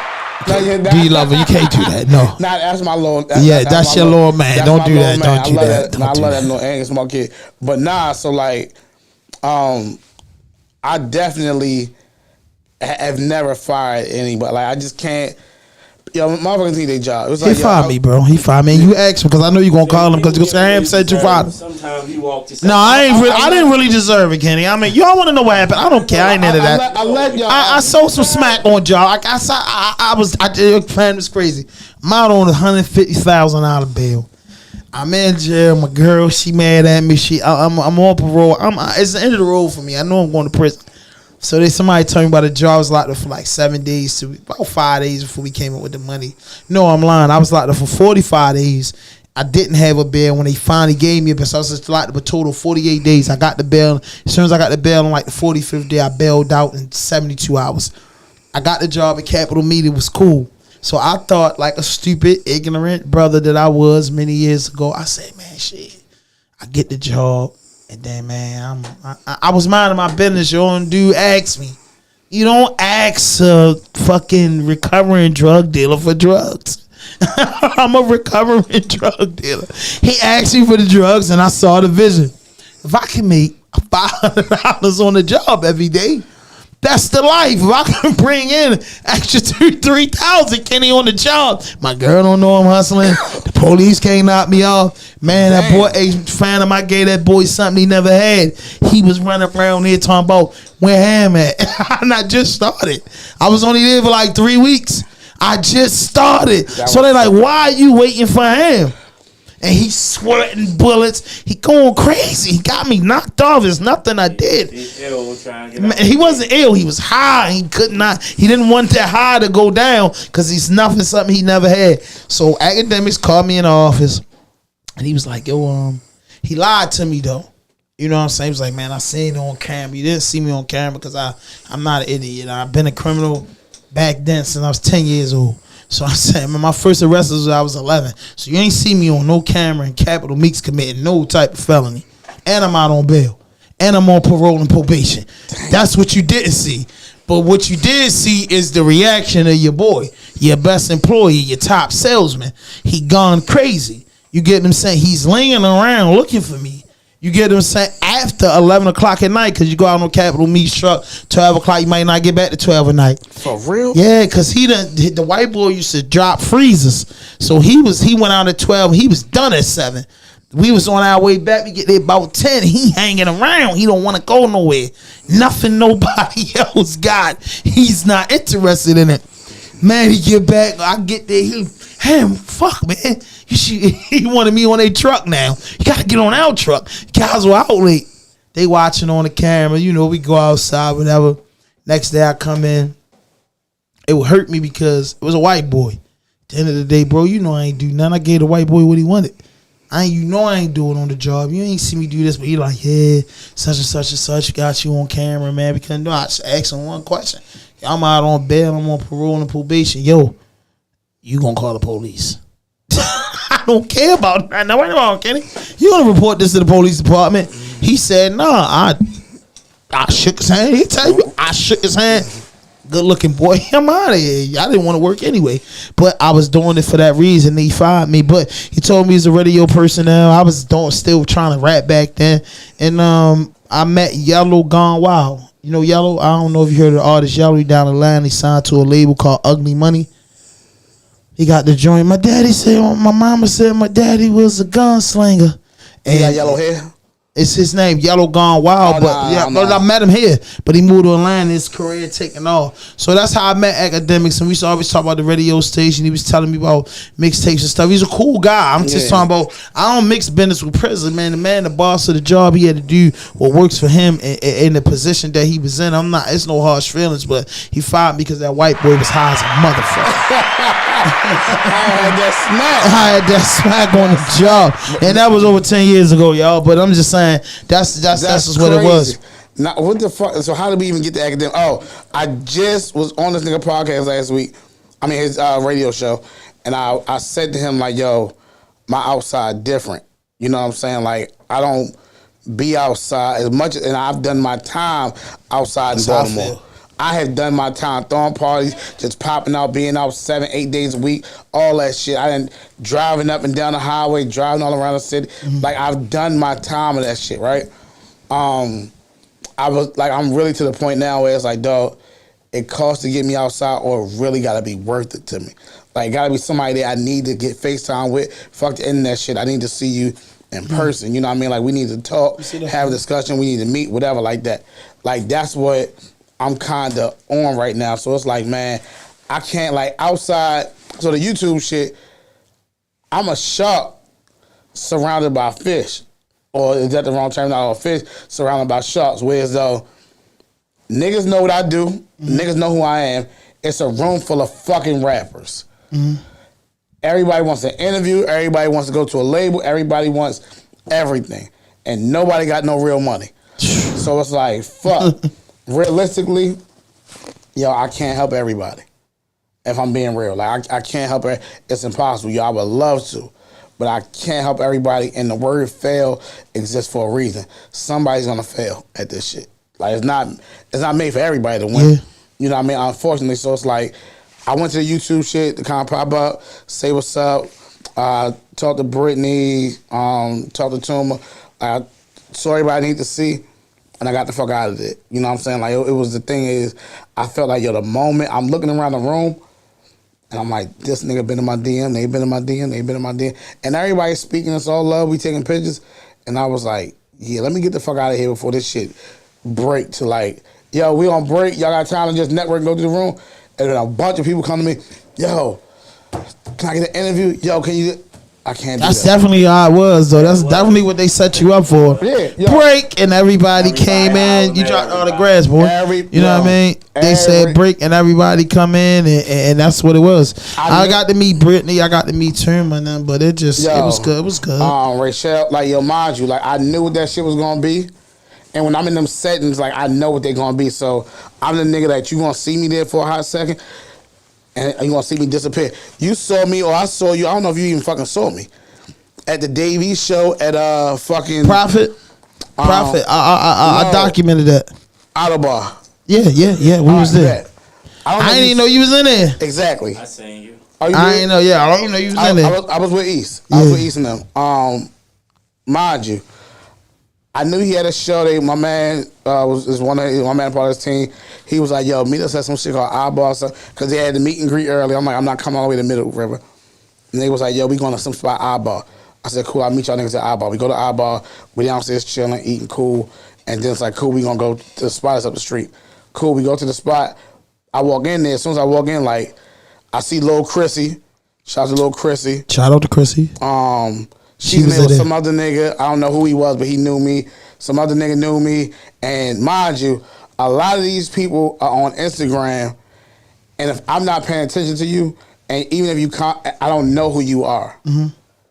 You know what I'm saying? Like, Ham stand the fuck out. Ham stand the fuck out. Ham got a podcast. Everybody, you know who Ham is, so you know who Ham is, but I don't know who everybody, and I be feeling bad. Yeah. And I never want to be called Hollywood or no shit like that. So I don't want a motherfucker to feel like, man, this nigga. Let me tell you how to handle it. Nigga act like, what's up? They gonna be like, Jay, listen. What's up? Hey, fan, what? Yeah. You follow the channel? Yeah. But, I'm sorry, cause yo, I done been in some shit, bro. I'm sweating bullets. I moving the Harlem business, and I'm in that bitch. I'm working one day.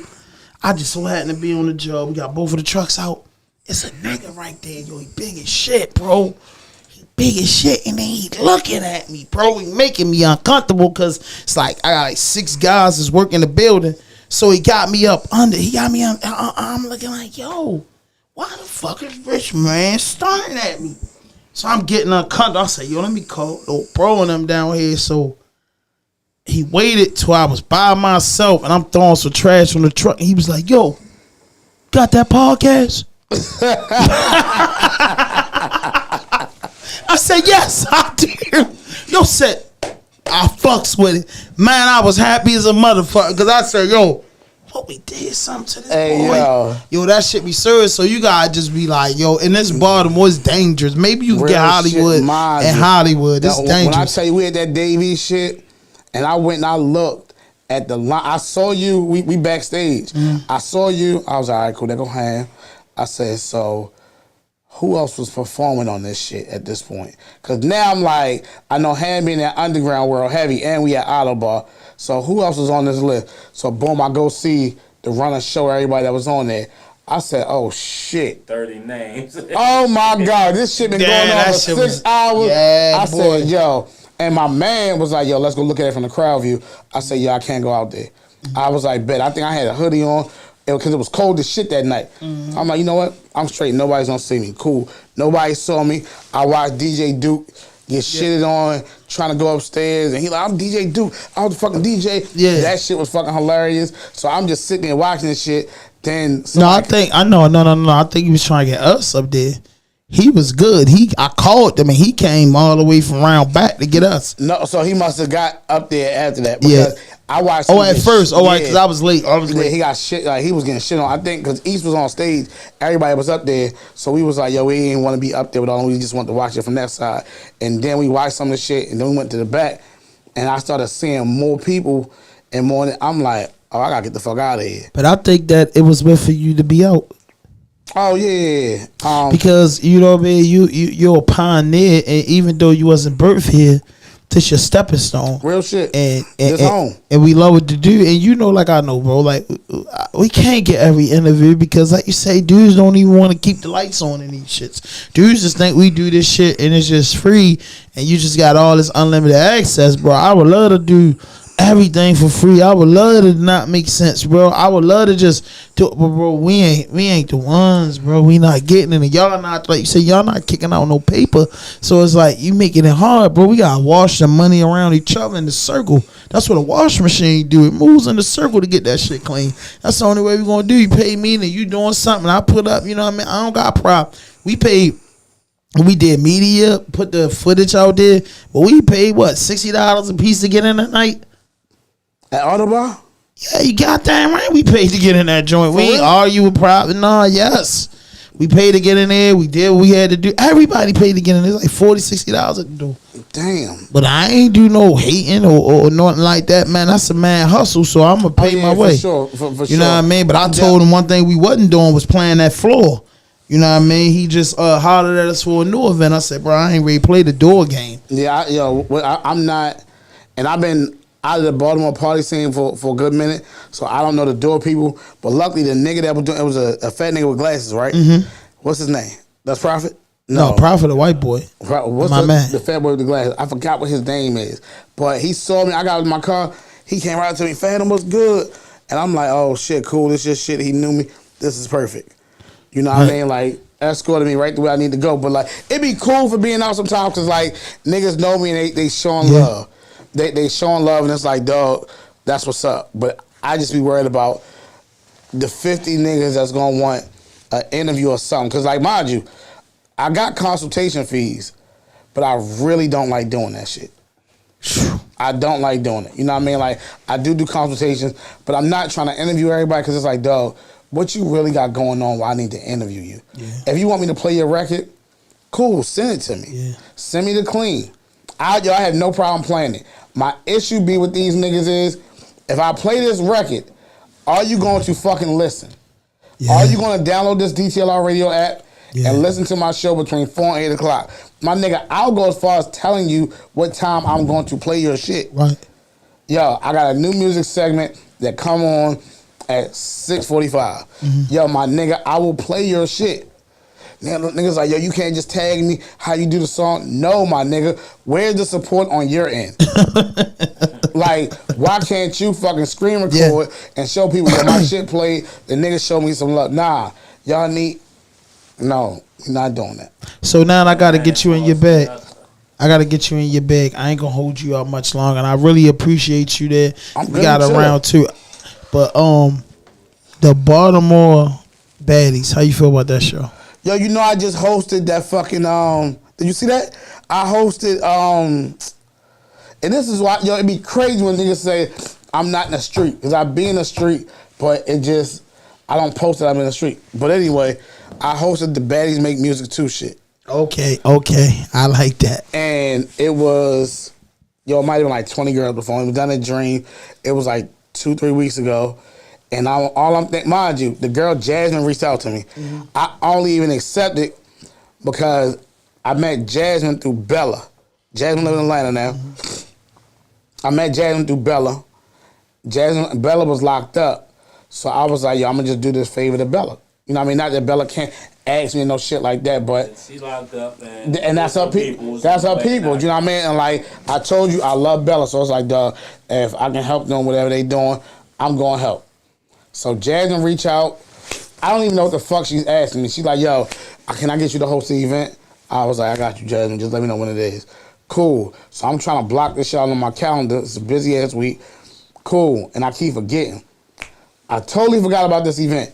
Then I hear Dream is closed. So I'm like, oh shit, I think I got out of doing that event. Bet. I still don't really know what the event is. I see one of my little young DJ niggas, Prince DJ Styles, shout out to my nigga DJ Styles. Styles come to me and say, yo, you hosting the shit for the baddies? They don't even seem like you. I was like, nah, I ain't doing nothing with no fucking baddies. Say, yo, baddies in Baltimore, they got you on the fly and all that. He was like, nigga, you reposted it. I was like, that flyer said that? So he like, yeah, you ain't look at it? I said, nah, they just tagged me. He was like, yeah, they putting all, and mind you, they all started following me too, so I didn't know what was going on. And then I finally stopped and I looked. I said, holy shit. This is what this is? I'm like, oh my God. I think it's going to be huge. So I'm like, what did I walk into, right? I think it's going to be huge. Crazy as shit. Somehow Ace and J Hunt get Dream back open in time for this event. That's powerful. I don't know, yo, man, God was on their side, boom. So we get there. I always get there every time I got a book and I'm on time. I'm early, actually, at least 15 minutes. The girl ain't there late. I'm looking at some of these girls. I don't know these bitches from nothing. I don't know these girls from nothing. The girl, Big Coochie, she there. Yeah. She got this big ass slit. I'm like, God damn, who is Shawty? So I'm starting, someone looking at like, is the shit crazy? I'm like, what the fuck is going on here? Right? The owner or one of the niggas that worked there, I forgot that nigga named Mo. Mo like, Fadam, what you need, man? What's up, what you need? I'm like, man, give me some drinks and a hookah, my nigga. Right. I gotta get comfortable because this is about to be a long night. Right. So then all the girls start filing in. The event started 2 hours late. And I'm just sitting there, I'm like, I see it's a room and then Sleepy in there. So me and Sleepy, I'm like, oh, that little motherfucker, he going to shout out to my man Sleepy, bro. Sleepy there. So whenever I see Sleepy, he did serious, the little fella. Sleepy, my man. Sleepy should have been on my list. I love Sleepy. Sleepy. Sleepy. I just told Sleepy he got to keep. Come on, Sleepy's put your foot on that now. Yes, he is. Sleepy's a star. But like one night, man, big fan of Sleepy. He had Oasis going. Yo, we was judging. Anyway, so I know when I see Sleepy judging and I'm hosting, this is gonna be a good night. Yeah. Because we gonna take the last time we was together at Oasis, the shit was crazy, right? So it's me, Sleepy, and then I see Dre from Y. So I'm like, all right, Dre, we got my guys. Bet. They all the guys. So he a judge. There's some girl and then Big Coochie.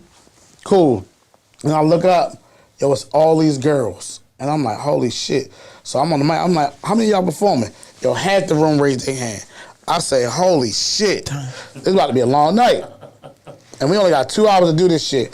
I'm like, man, these bitches gonna fight. These bitches gonna brawl in here. This is gonna be ugly. Yo, we get through all these performances. And mind you, not for nothing, it really, in my opinion, none of them was trash. I didn't think none of them was trash. It was one, she had like a rock vibe, but she was from DC. But pretty much none of the girls that was there were absolute trash. Like they all had potential. It seemed like they all were taking that shit serious. Like 100%. Like nobody forgot their lyrics. Like they was on them girls was on their shit. The girl Rocky Thunder or Thunder Black or whatever, this chocolate girl, she was hard as a motherfucker. Like they had some talent. Fucking Trey, $1 Million Grippers, Vain Virg. I'm like, and me and Trey go back. So I'm like, oh shit. You know, like this shit crazy. They working. And as I'm looking at the room and they baddies this, I'm like, dog, this shit gonna work. This baddie shit, this baddies Baltimore shit. I think it's gonna work. I think it's gonna work. I think it's gonna take due process. I was like, damn, this shit was crazy, right? Here's where it get crazy. I'm like, damn, we make it through the night with no fight. Mind you, when I gotta host something, the moment it's time to be over, you out. Yeah, you post it as you should. Fuck that.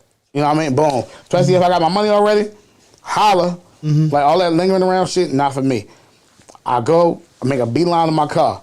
I get in my car, I think I'm sitting there on the phone with my girl, and I just see like all the cameras and commotion and shit.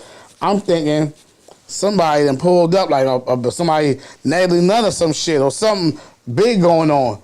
They over there brawling outside. I said, damn, dog, these girls did so good the whole night. They are rumbling. Yo, when I do nothing inside. Yeah. We get outside. That camera on. Because it was a contest and they had to pick one person. And they picked the person, and the one girl was like, nah, that bitch told me she was gonna pick me, and this, yo, it was crazy. And they were, mind you, the girl that was fighting was the girl that put this shit together, Jasmine. I'm like, she out there in a beater, and I'm just like, yo, this is crazy. Was she on the show?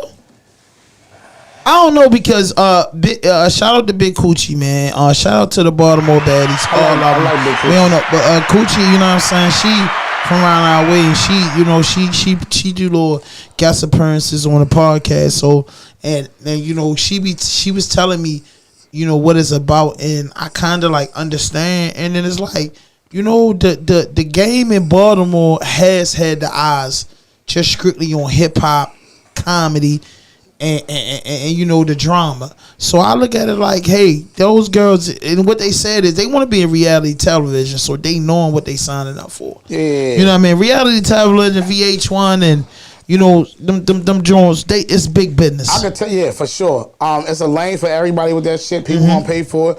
I don't knock or judge nobody for their decision. Like, if you can live with that shit, it's on you. Trey, $1 Million Grippers, she's made for that shit. Like, Shorty has been a character her whole since I've known her. Like, we met at Coppin. We went to Coppin together. Yo, Trey has been a character since then. I mean, when she had the very busy shit, some girl was trying to fight her. Cause she been popping in Baltimore forever. Right. You know what I mean? We didn't see this girl transform, have a baby, lose her baby father. Like, Shorty really got a story. So and she always just been. But you know what the bag gonna go at? And I know you know this, and we gotta jump on it. The spinoffs. Oh yeah. Who gonna be the first person that grab her and say, "I'm gonna do your spinoff"? Coochie. Who the first person gonna grab her and do it? I'm gonna do your spinoff. Some of the ones that's getting the popularity and growing, you know, camera crew got to get them with them and do the spinoffs because that's what it is all about. The spinoffs. So soon as the show get popping, the spinoffs definitely gonna come. I think to me the first one will probably be Big Coochie. Cause I didn't know who this girl was, right? She came up to me. My bad, she didn't come up to me. She was taking a picture with Sleepy, and I'm looking, and then she said, "Come here." She didn't even tell me come here. She just gave me the hands, so I knew what that meant. And I went and I took a picture with her. You know what I mean? Like, no, we know I do it a long time. We tripping. Mind you, she just gave me come here. I'm just like, all right, bet. She came and spoke earlier. I said to Sleepy after the picture. I said, yo, who the fuck is that? Because she got this slit in her skirt, thighs all out. I'm like, who is Shorty? He like, hey, that's Big Coochie. And I'm like, you fucked her? And he like, Sleepy like, nah, nigga, Big Coochie. I'm like, what you mean? He like, that's how she carried. That's her name, Big Coochie. That's her name. So I said, nigga, what's her IG page? It's Big Coochie. I'm like, dog, I'm not getting nowhere with this nigga, and I'm frustrated. And then sure enough, she got a cup that say Big Coochie. Like, you drinking Big Coochie? She had a fucking fan, a hand fan that when she stretched it out, she said Coochie. I was like, this girl dead serious about it. But like, she followed me afterwards. I followed her back. Yeah. I looked. I said, oh, this Shorty's a fucking star. Bro, she co-hosts with us. Like, she from the neighborhood. Like, my, you know, it's deep. You know what I mean? And she helped us out, and we help her out. So the next question is, what do you think it's going to take for Baltimore to really get on the map? Or if the whole DMV get on the map, is that still a big placement for Baltimore? Nah, the DMV get on the map, not a placement for Baltimore, because you got to think, Wale was on the map completely, and that shit ain't really resonate with Baltimore. It didn't roll over to us. You know what I'm saying? Mm-hmm. Like, and shout out to Wale. Wale, good dude. But somebody got to get a deal and represent. It's fucked up. I just said this shit the other day to Tech Team. I said, yo, he has a big responsibility right now. He was like, oh, let us hear it. I was like, I ain't gonna lie to you. He got to take a big deal. He got to take a reasonable deal. And I know he don't want to. I know he gonna have to give something up to get something, but like, he got to take that deal. I think he wants to. Huh? And it shouldn't be on the air, but I think he want to. Tech fully understand that he might have to take the hit on the poker on the blackjack table for everybody to win, and when everybody win, they all give him a chip. It's gonna be on Tech though. I ain't gonna hold you like. You think so? Yeah, it's on Tech. Because I want to ask you this before we wrap. Shorty, Tate, they there. Yeah. I'm gonna just say artists that I just feel like Shorty and Take is there, 100%. Why do you feel that it's Tech outside of two artists that's there already? The city don't fully embrace Shorty. It's always been like some bull. And mind you, I done known Shorty for years and like been a supporter. I think Shorty a star. Oh no, that's a fact. He's on his second tour by himself. Yeah, you know what I mean? Like Shorty, with a lot of dates. Yeah, Shorty's a fucking star. You know what I mean? Shorty is just not. He don't embody a straight Baltimore nigga. Like far as look and sound, he don't embody a Baltimore. Like when you see him, you don't see a Baltimore nigga. Yeah, you don't think Baltimore. You just see Shorty.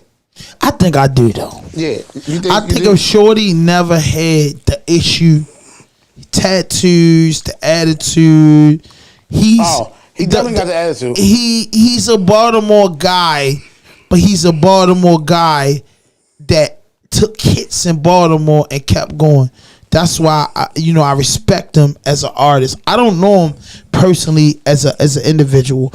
And that's one thing I like to judge on. I don't know him as an individual, but I'm a dude that's been shot up, locked up, and been through a lot of shit.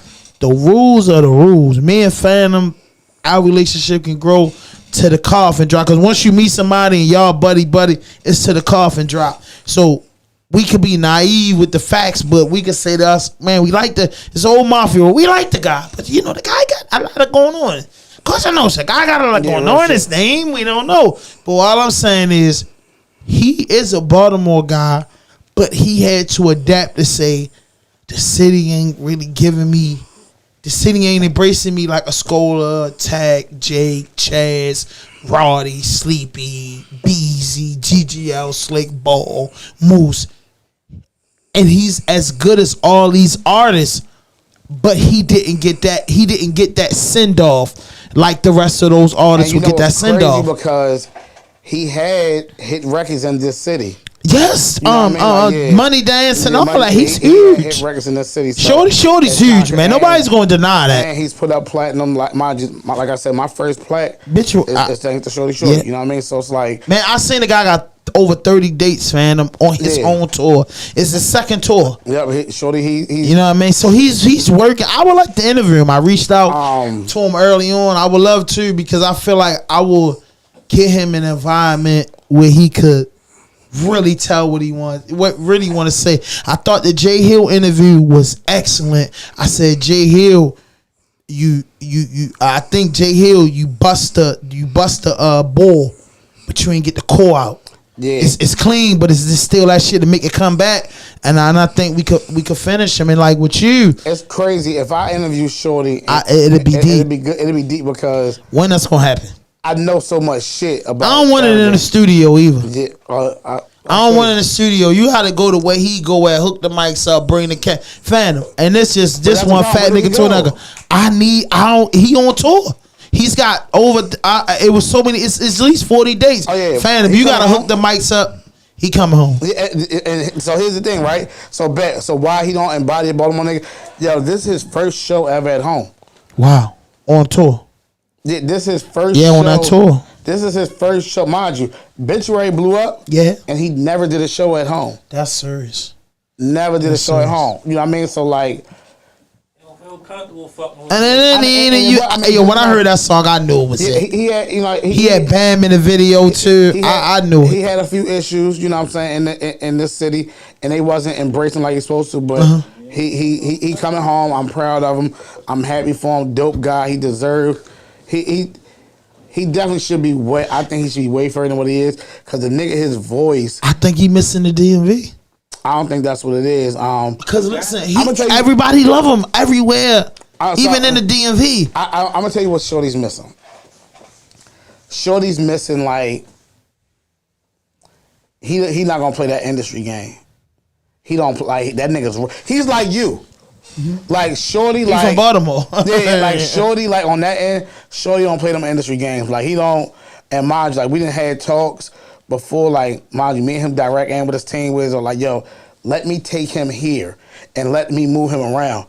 But Shorty not trying to play that industry. Mind you, I remember one time we was looking for a feature for this nigga. And Jack Harlow, him and Jack Harlow following each other. And this was before Jack Harlow took all the way off. I said, yo, just put him a record with Jack Harlow. I said, yo, my nigga, Jack follow you, my nigga, just DM the nigga. Man, I'm not DMing that nigga. You know what I'm saying? Like, Shorty's not willing to play the industry game at all. And that's one thing I respect about that nigga a whole lot. Cause he's like, yo, I'm gonna still put my music out, my fans still gonna fuck with me. I can still provide a living for me and my family. I'm good. You know what I'm saying? Like, I'm gonna get there when I get there. Like, cause I feel like, yo, if he was to just go out here and just start doing hooks and giving them shit to everybody, Yo, it will be a trend, It'd and he be will a be trend. on everybody.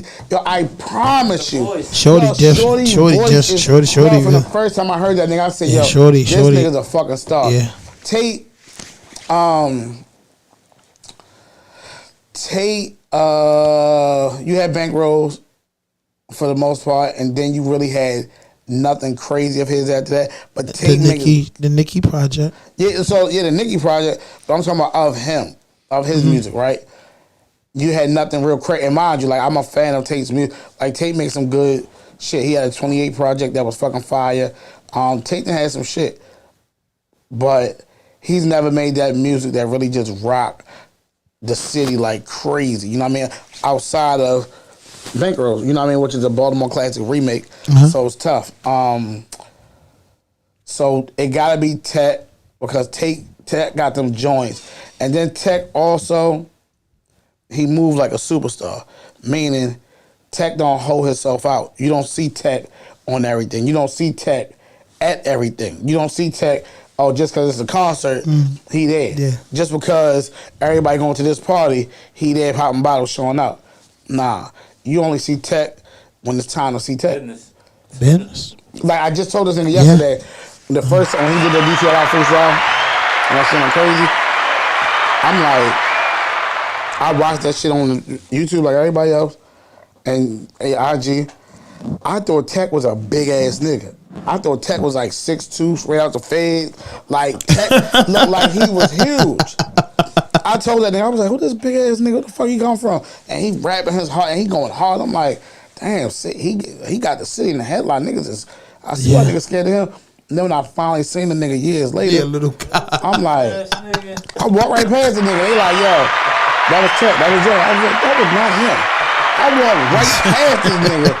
Yo, my girl was like, yo, Tech was just looking at you. I was like, we was at a football game. I was like, Tech was just looking at me. She was like, yeah, I said, I've never seen this nigga in real life, so I don't know what. And when I seen him, I said, holy shit. The little guy. That's him. That That's that him, nigga man. persona is fucking huge. But Yeah. like, that nigga's a fucking star. Like, him definitely, I wanted it to be Roddy, because Roddy is super. I love Roddy. Tech, Roddy, Scola. Them three niggas. That's it.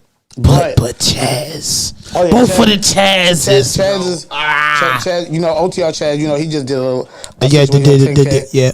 And they got a song with Take Izzy. Yeah. He brought him out. So you got both the Chazes, and then that Chaz, that shit I just did, that Easter shit, that he's special. I just need him to get his team together.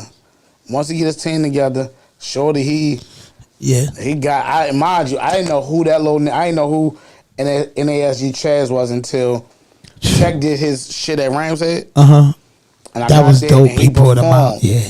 And Yeah, I was there. And Q Rap was like, we gonna take it to East Baltimore. Fun time, the crowd going crazy. And he come out to this fun time shit.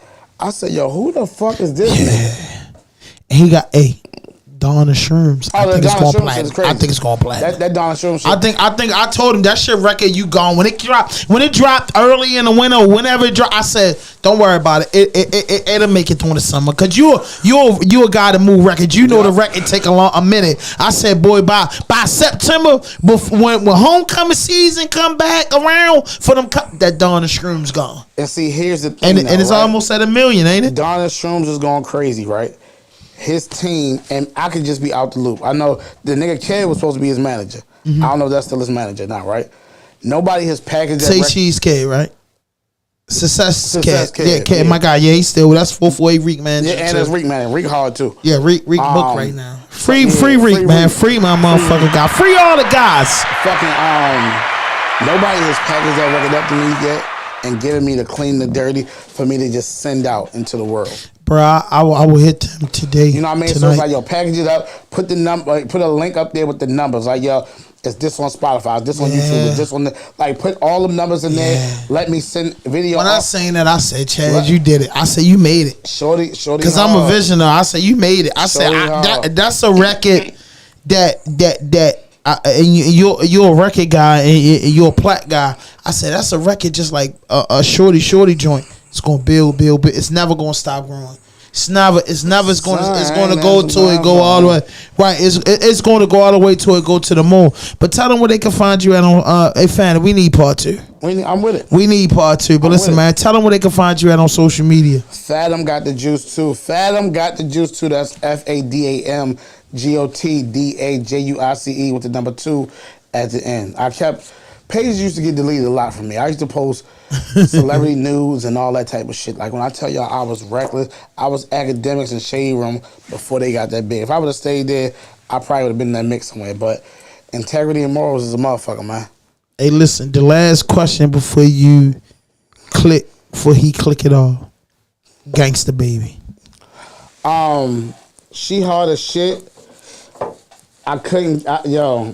I'm in that girl DM like, and I don't even DM artists like that trying to get no interviews and all that shit. I was DMing that girl trying to get an interview. I mean, before the Juicy J shit, mind you, I saw her and I was like, damn, who this? Like, shorty going crazy. And then people kept sending her to me. And this girl I know that I respect super, this girl named Nate Stacks. Nate Stacks is a pretty girl to be outside. But Nate Stacks got an ear for music, and Nate Stacks be fucking with all the Baltimore underground art. Like, you probably should have Nate Stacks on the show. Nate Stacks silly as shit, but Nate Stacks got some shit, right? And Nate was like, yo, you gotta interview her. You gotta get with her. And when you do it, put me on bet. Couldn't get to her. I had my little sister reach out to her. Couldn't get to her. I'm like, dang. Somebody hit me and was like, yo, can you get to this girl? It was a label. Yo, Island Def Jam, I'm trying to get to her. Can you get to her? Bet. Let me try to hit a DM. Couldn't get to her. And I'm like, damn. Somebody recently just told me. So then I heard you had her. No, I didn't interview her. Somebody told me you was manager. Twisted was like, yo, you gotta hit Ham. No, how the hell that happened? Yeah. No. So I was like, for real? Said, yeah. So I was like, all right, bet. And then I started saying the Juicy J shit. So that's why I was like, ain't no point in hitting Ham because, and then I had nothing to do with somebody just recently told me, hit Ball. That might be a better link. Yeah, somebody was like, hit Ball. He even hit Lil Black. So, and the craziest shit was when I first seen her, I was like, oh, I don't want nothing to do with that because the way I was introduced to her was through the disc. Mm-hmm. And I was like, I don't want to be in the middle of no street shit. Yeah, right. That ain't my forte. That shit dumb. Yeah, so, and I ain't know but at that time, I didn't know where she came from. Mm-hmm. I know she just popped up and was going viral and they said this song was about who it was about. And I was like, oh, y'all want to post that. Yeah, she had good music for that. Yeah, she definitely. And the crazy shit is, how I ended up finding Bella, I thought she was her. Because somebody sent me Bella too. So I'm thinking Bella was her. That's what the twist might have meant because I probably could get you. I probably could run down Bella, but Gangsta Baby just hit me not too long ago, and she said, don't quote me on the numbers, but she said it's about 5 people that been on her line to do interviews, and all she told me is you one of them. Oh, she did? Yeah.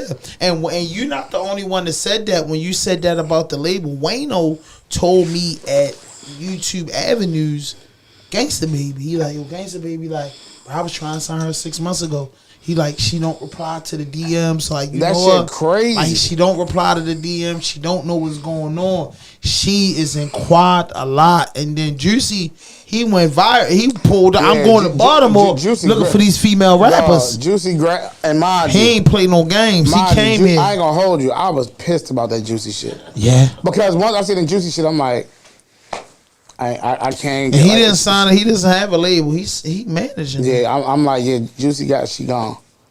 You know what I mean? Like now it's gonna be super hard to get to her. So. And he a producer. Yeah. That's what makes. He's a manager, producer. That's crazy. But listen, man, hit that notification button, hit that subscribe button, drop a like, leave a comment. No fuck shit, no fake shit, no foolishness. Anything you say can and will be used against you on the internet. RAWDOPE Podcast.